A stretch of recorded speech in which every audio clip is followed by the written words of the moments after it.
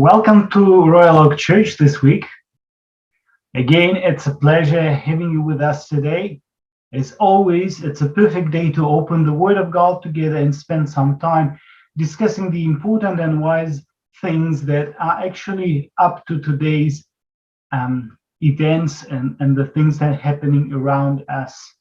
And today we are talking about remaining until the end, or the question would be, I guess, how to survive the upcoming crisis. And I would like to start with a famous verse by Apostle John in John 21, verses 21 and 22. You know this scene perfectly. Peter, seeing him, John, said to Jesus, "But Lord, what about this man?" Jesus said to him, "If I will that he remains until I come, what is that to you? You follow me." Very good words and wise words by Jesus, basically showing us the attitude which we need to think and apply as we talk about the end of time approaching. So today we will be looking at some real life experiences, philosophy, and the stand that one could take to survive the harder blows of life. We will have three stories, three characters, three life experiences, three very similar at one hand, but vastly different on the other hand set of views of people who were oppressed and persecuted. They didn't give up their personal values and beliefs. Today our talk is about the US Admiral James Stockdale, first century Roman slave and philosopher Epictetus, and Paul from Tarsus, also known as Apostle Paul, a co-founder of Christianity. We will try to learn from their experience and saturate their life wisdom, as the humanity now is undoubtedly facing another economical, political, and social crisis. And maybe today, for the very first time in your life, you find out that another Paul, when he says things like 2 Corinthians 4, 8-10. We are hard pressed on every side, but not crushed, perplexed, but not in despair, persecuted, but not abandoned, struck down, but not destroyed. We always carry around in our body the death of Jesus, so that the life of Jesus may also be revealed in our body. The first character we're looking at today, it's the US Admiral James Bond Stockdale. He writes quite a lot of things about himself. He died relatively not long ago, 2005. He was United States Navy Vice Admiral and aviator, awarded the Medal of Honor in the Vietnam War. During the war, he actually appeared to be a prisoner of a war camp for about 7 years. He writes about himself, "I came to the philosophic life as a 38-year-old naval pilot in grad school at Stanford University. I had been in the Navy for 20 years and scarcely ever out of a cockpit. Was a pilot. In 1962, I began my second year of studying international relations so I could become a strategic planner in the Pentagon. But my heart wasn't in it. I had yet to be inspired at Stanford and saw myself as just processing tedious material about how nations organize and they govern themselves. I was too old for that. I knew how political systems operated. I had been beating systems for years."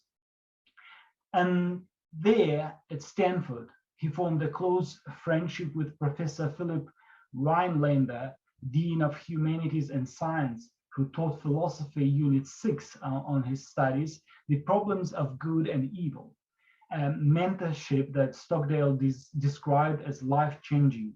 Phil Rhinelander opened my eyes. In that study, it all happened to me, my inspiration, my dedication to the philosophic life.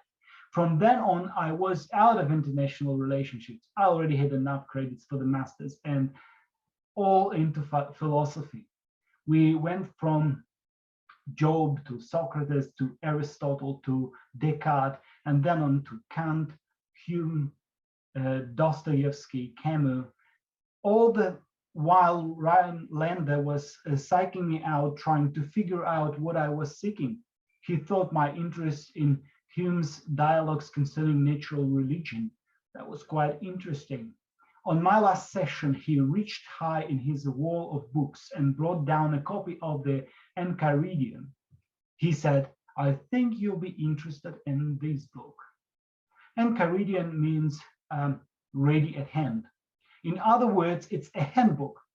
Rhinelander explained that its author, Epictetus, was a very unusual man of intelligence and sensitivity, who gleaned wisdom rather than bitterness from his early first-hand exposure to extreme cruelty and first-hand observations of the abuse of power and self-indulgent debauchery. Epictetus was born a slave in about 50 AD and grew up in Asia Minor, speaking the Greek language of his slave mother. At the age of 15 or so, he was loaded off to Rome in chains in a slave caravan. He was treated savagely for months while en route. He went on the Rome action block as a permanent cripple, his knee having been shattered and left untreated. He was bought cheap by a freeman called Epictetus, a secretary to Emperor Nero. He was taken to life at the Nero's White House at a time when the emperor was neglecting the empire, as he frequently toured Greece as an actor, musician, and the chariot race driver. Was all about his life. When home in Rome, in his personal quarters, Nero was busy having his half-brother killed, his wife killed, his mother killed, his second wife killed. Yeah, he was a busy man. Finally, it was actually Epictetus's master Epictetus who cut Nero's throat when he fumbled his own suicide as the rebelled soldiers were breaking down into his door to arrest him. So that action actually put Epictetus under a cloud, and fortunately, the now caged slave Epictetus realized he had the run of Rome, and being a serious and doubtless disgusted young man, he gravitated to the high-minded public lectures of the Stoic teachers, the best Stoic philosophic teachers in the empire, Masonius Rufus. And after 10 or more years of study, he, just a normal ordinary slave, achieved the status of philosopher in his own right. With that came the true freedom in Rome and the preciousness of what duty celebrated by the former slave. Scholars have calculated that in Epictetus' works, individual freedom is raised 6 times more frequently as it is in the New Testament. The Stoics held that all human beings were equal in the eyes of God, male, female, black or white, slave or free. A third character that we will be talking about today is Paul the Apostle. He was born about 5 years after Christ and lived to about 64, 67 AD. No one really knows when he died, when he was executed, actually at the time of Emperor Nero. He, as we Christians know, he's also been known by his earlier name, Saul of Tarsus.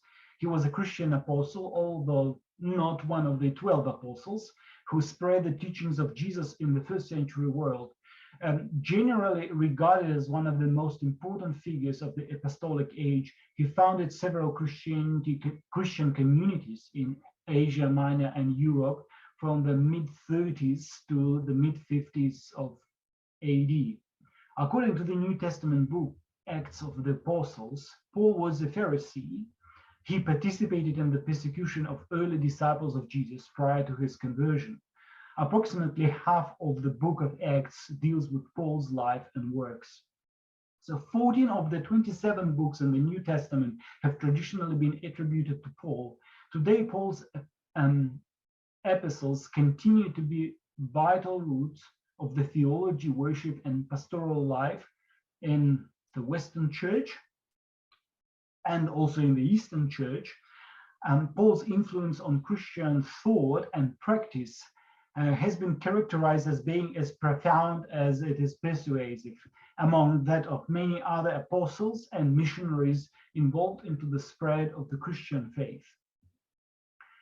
So Rhinelander told Stockdale that last morning of his philosophy course, "As a military man, I think you have a special interest in this book," meant Enchiridion. "Frederick the Great never went on a campaign without a copy of this handbook in his kit. Rhinelander told me," Stockdale says, "that the Stoic demand for disciplined thought naturally won only a small minority to its standard, but that those few were everywhere the best, like its Christian counterparts, Calvinism and Puritanism. It produced the strongest characters of its time. In theory, a doctrine of pitiless reflection," as the Rhinelander said. "It actually created men of courage, saintliness, and goodwill."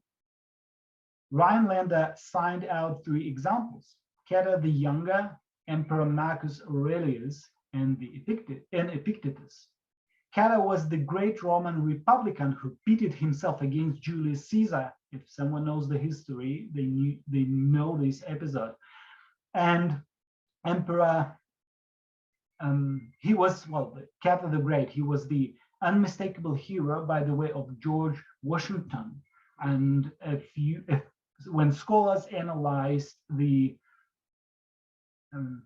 Washington's farewell address, they found unmarked quotations of Cato the Great in this last letter. Emperor Marcus Aurelius took the Roman Empire to the pinnacle of its power and influence, and Epictetus, the great teacher, played his part in changing the leadership of Rome from the swill he had known in the Nero's White House to the power and decency it knew under Marcus Aurelius. So all those 3 people were very influential, and they were Stoics. Epictetus drew the same sort of audience. By the way, Socrates had drawn 500 years earlier. Young aristocrats destined for careers in finance, the art, public service. The best families sent him their best sons in their middle 20s to be told what the good life consisted of, to be disabused of the idea that they deserve to become playboys. The point made clear that their job was to serve their fellow men. In this inimitable frank language, Epictetus explained that his curriculum was not about revenues or income or peace or war, but about happiness and unhappiness, success and failure, slavery and freedom. His model graduate was not a person able to speak fluently about philosophical principles as an idle babbler. His model graduate actually was someone who knows how to deal with life if, for example, your child dies, or your brother dies, or if you must die or be tortured. Let others practice lawsuits, others study problems, others syllogisms. Here you practice how to die, how to be enchained, how to be wrecked, how to be exiled. A man is responsible for his own judgments, even in dreams, in drunkenness, and in melancholy madness. So what Epictetus was telling his students was that there can be no such thing as being the victim of another. You can only be a victim of yourself. It is all in how you discipline your mind. Who is your master? That's a question. He who has authority over any of the things of which you have set your heart. He is your master. What is the result of which all virtue aims? Serenity. Show me a man who Who though sick is happy, who though in danger is happy, who though in prison is happy. And I'll show you a Stoic. J.B. Stockdale says, when I got my degree, my wife Sybil and I packed up our 4 sons and family belongings and headed to Southern California. I was to take command of Fighter Squadron 51, flying supersonic F-8 Crusaders, first at the Miramar Naval Air Station near San Diego, and later, of course, at sea aboard various aircraft carriers in the Western Pacific. Exactly 3 years after we drove up to our new home near San Diego, I was shot down and captured in North Vietnam. On September 9, 1965, he says, I flew at 500 knots right into an anti-aircraft gun trap at treetop level in a little A-4 airplane. The cockpit walls not even 3 feet apart, which I couldn't steer after it was on fire. Its control systems shot out. After ejection, I had about 30 seconds to make my last statement in freedom before I landed in the main street of a little village right ahead. And so help me, I whispered to myself, 5 years down here at least. I'm leaving the world of technology and entering the world of slave Epictetus. Well, Ready on Hand or Enchiridion, the book that Stockdale got from his teacher, taught him how to understand the key Stoic thing, which is always keep separate files in his mind for those things that are up to him and those things that are not up to him. Another way of saying it is, well, for example, those things that are within his power and those things that are beyond his power. Still, another way of saying, for example, those things that are within the grasp of his will, his free will, and those things that are beyond it. All in category B are external, beyond my control, ultimately dooming me to fear and anxiety if I covet them. All in category A are up to me, within my power, within my will, and properly subject to my total concern and involvement. They include my opinions, my aims, my aversions, my own grief, my own joy, my judgment, my attitude about what is going on, my own good and my own evil.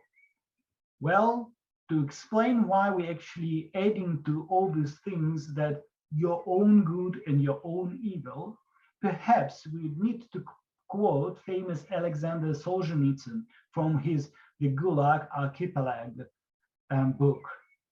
He calls it Ascending, and the names of chapter in which he appears, the ascent. It was only when I lay there on the rotten prison straw that I sensed within myself the first stirrings of good. Gradually, it was disclosed to me that the line separating good and evil passed not between the states, nor between classes, nor between political parties, but right through every human heart, through all human hearts. All that is why I turn back to the years of my imprisonment and say sometimes to the astonishment of those about me, bless you, prison, for having been a part of my life. Well, Solzhenitsyn learned, as others have learned, that good and evil are not just abstractions you kick around and give lectures about and attribute to this person and that. The only good and evil that means anything is right in our own hearts, within my will, within my power, where it is it to me. That's what Epictetus said. Things that are not within our own power, not without our will, can by no means be either good or evil. And this is so human that we blame all sorts of things, saying, oh, that is evil, that is good, that is evil, that. He says, no, no, no, no, no. What is beyond your power and your will? It's not about good and evil. You can't even claim it. Look at yourself. That's where good and evil is. Evil lies in the evil use of moral purpose, and good the opposite. The course of the will determines good or bad fortune. and one's balance of misery and happiness. In short, what the Stoics say is work within what you have control of, and you will have your hands full. As I went down toward that little town on my short parachute ride, I was just about to learn how negligible is my control over my station in life. It's not at all up to me. I was going right now from being the leader of 100+ pilots and 1,000 men and goodness knows all sort of symbolic stages and goodwill to being an object of contempt. I'd be known as a criminal. But that's not half the revelation. That is the realization of your own fragility. That you can be reduced by wind and rain and ice and seawater or man to a helpless sobbing wreck, unable to control even your own balls in a matter of minutes. And more than ever, that you are going to face fragilities of you never before let yourself believe you could have, like after mere minutes, in a flurry of action while being bound with tourniquet and tight ropes with care by a professional hands behind, jackknifed forward and down toward your ankles, held secure in lugs attached to an iron bar, that with the onrush of anxiety, knowing your upper body's circulation had been stopped, and feeling the ever-growing inducted pain and the ever-closing in of claustrophobia, you can be made to blurt out answers, sometimes correct answers, to questions about anything they know you know. Those particular way he describes something, a torture that was used by the North Vietnamese, also called by other pilots captured during that war as taking the ropes. So you can make an idea of what was happening there, and while they were in the prison, they were the prisoners of war. Station in life then can be changed from that of a dignified and competent gentleman of culture to that of panic-stricken, sobbing, self-loathing wreck in a matter of minutes. That's what James Stockdale experienced. So what? To live under the false pretense that you will forever have control of your station in life is to ride for a fall. You are asking for disappointment. So make sure in your heart of hearts, in your inner self, that you treat your station in life with indifference, not with contempt, only with indifference.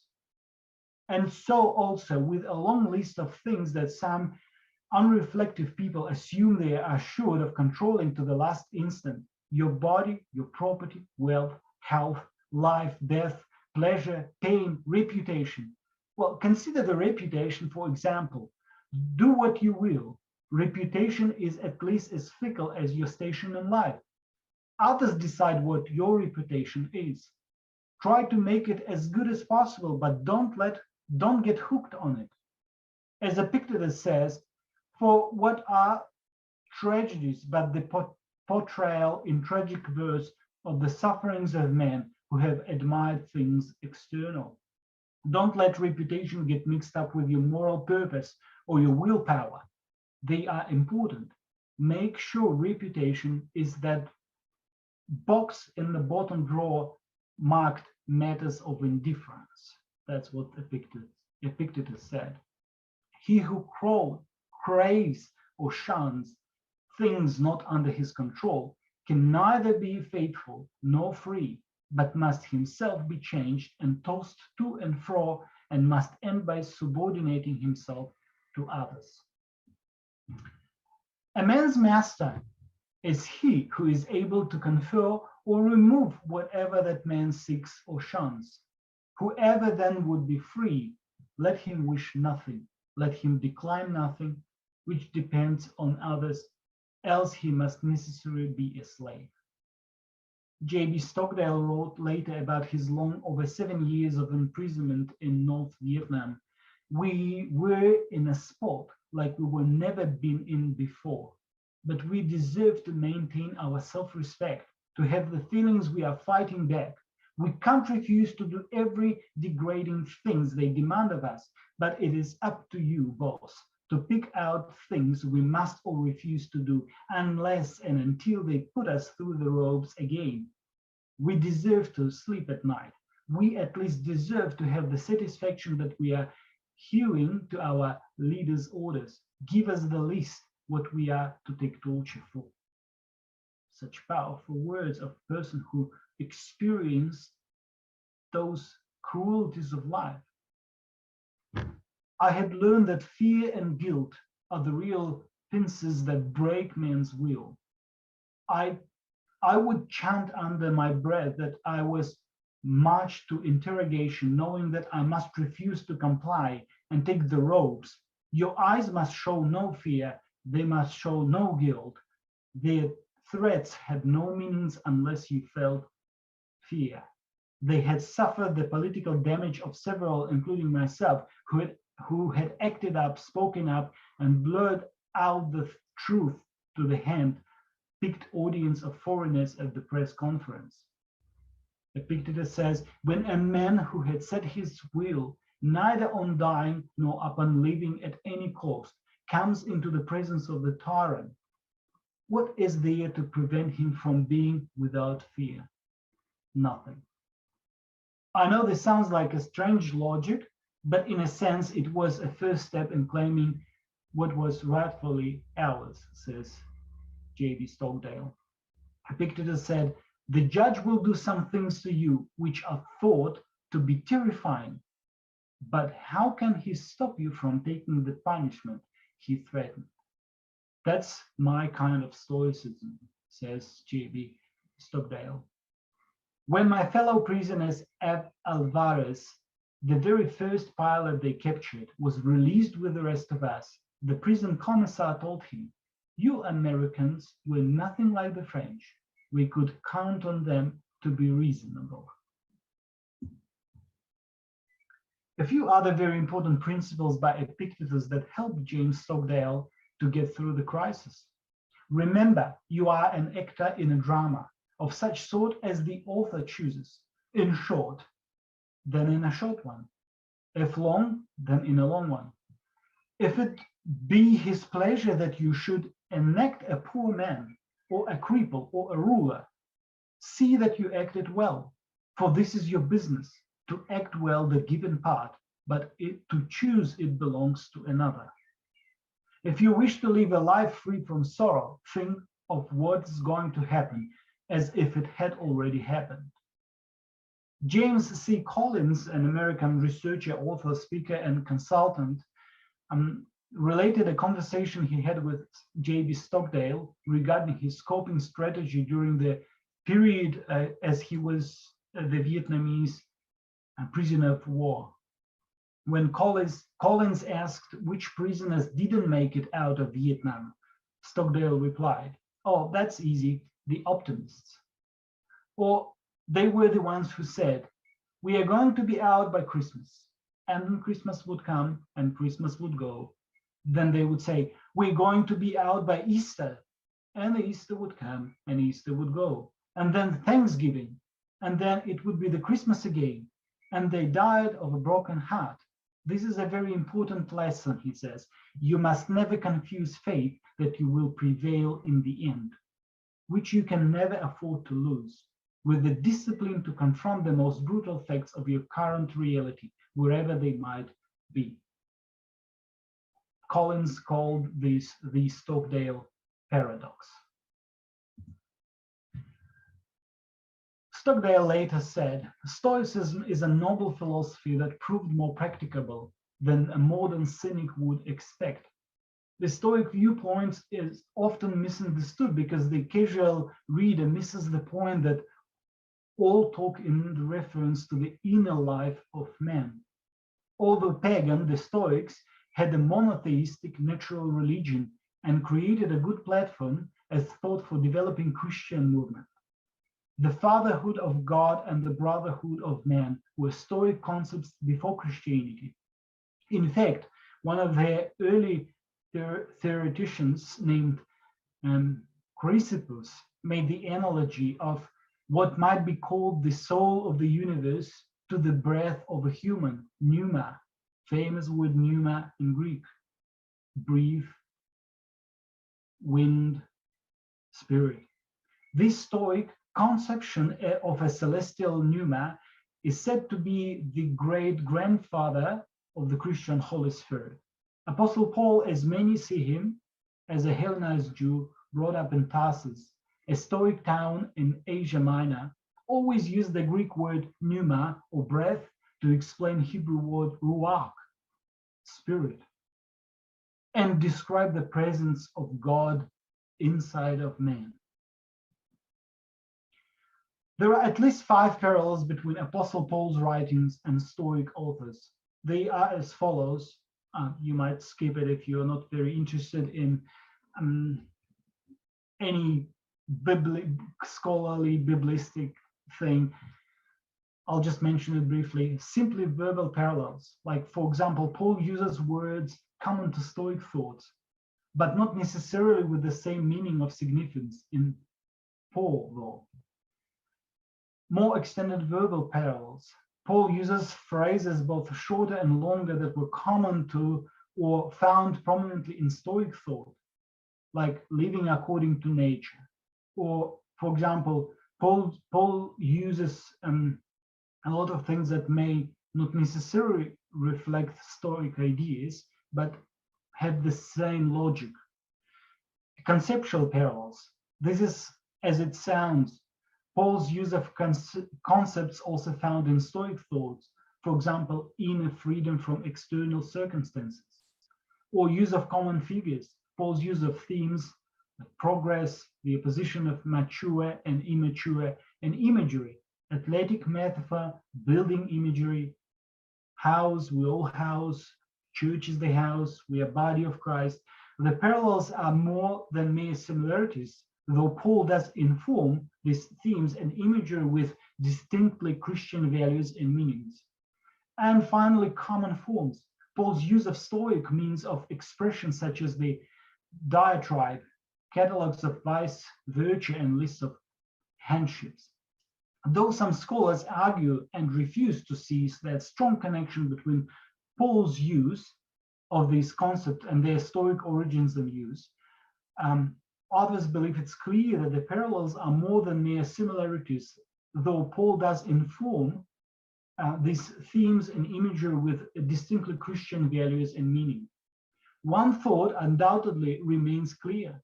While trying to portray a great picture of Hebrew God, creator, to these Greek hearers, people who learn that philosophy, Stoicism with the mother's milk, as he tried to explain Yahweh's plan for the universe that's been now shown in the life, death, and the resurrection of the Messiah, Paul uses familiar concepts of Stoicism, language that's been fully understood by his audience. What do I mean by that? We will just have a quick example before we finish. Emily Wilson, in her book, The Greatest Empire, says, Paul was deeply influenced by Stoic philosophy. If not directly by Seneca, he borrowed the notions of indifferent things, of what is properly one's own oikeosis or housing, the ideal of freedom from passion, and the paradoxical notion of freedom through slavery. Freedom through slavery.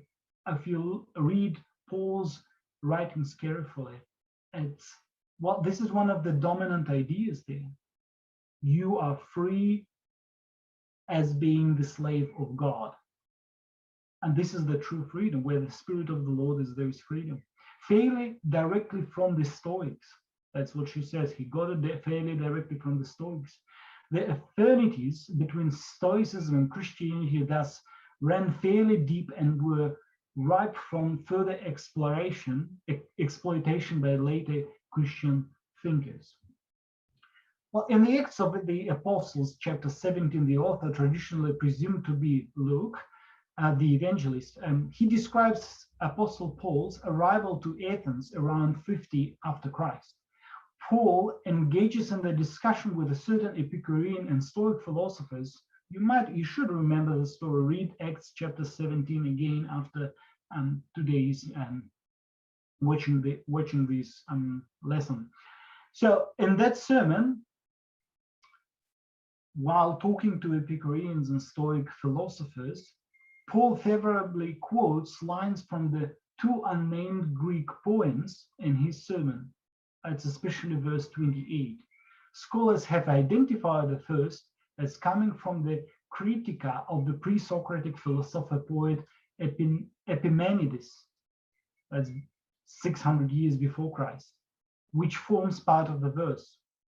They fashioned a tomb for you, holy and high one, Cretans, always liars, evil beasts, like idle bellies. But you are not dead, you live and abide forever. For in you we live and more and have our beings. That's the line quoted by Apostle Paul, as he said, for in him we live and move and have our beings, Acts 17:28. And then the second one has been identified as coming from the phenomena of the philosopher poet Aratus, a student of Zeno, one of the founders of Stoicism. Let us begin with Zeus, whom we mortals never leave unspoken. For every street, every marketplace is full of Zeus. Even the sea and the harbor are full of his deity. Everywhere, everyone is indebted to Zeus, for we are indeed his offspring. That's what Paul quotes when he says, as some of your own poets have said, we are his offspring. As part of his pastoral teaching, here we go with the famous Philippians 4 passage, where Paul highlights the aim of every Christian, get that serenity virtue. Ephesians 4:7, rejoice in the Lord always. I will say it again, rejoice. Let your gentleness be evident to all. The Lord is near. Do not be anxious about anything, but in every situation, by prayer and petition and thanksgiving, present your requests to God. And then the peace of God, serenity, which transcends all understanding, will guard your hearts and your minds in Christ Jesus. As we finish, I recently came across a blog where a philosophy student wrote words that I want to share with you today. He says, as a Christian and student of Stoicism, I found this connection between the Apostle Paul, one of the key authors of the New Testament, and Stoicism fascinating. My interpretation of Stoicism and application of it in my life has made me a much stronger Christian and reinforced the values and virtues which were already there to me. It is nice to see a direct connection drawn between the two subjects.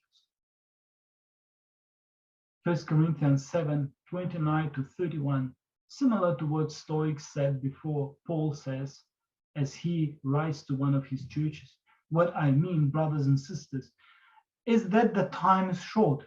From now on those who have wives should live as if they do not, those who mourn as if they did not, those who are happy as if they were not, those who buy something as if it were not theirs to keep, those who use the things of the world as if not engrossed in them. For this world in its present form is passing away. This is my prayer for you today, that such a mindset as was in Apostle Paul will be formed in you, in every one of us who claims being a follower of Jesus, the Messiah, as this is the kind of mindset God would like his followers to obtain in the face of the upcoming crises and tribulations. And hopefully, similarly to Paul, we can go through all the experiences as he did when he preached the good news to all the nations. Stay blessed. Amen.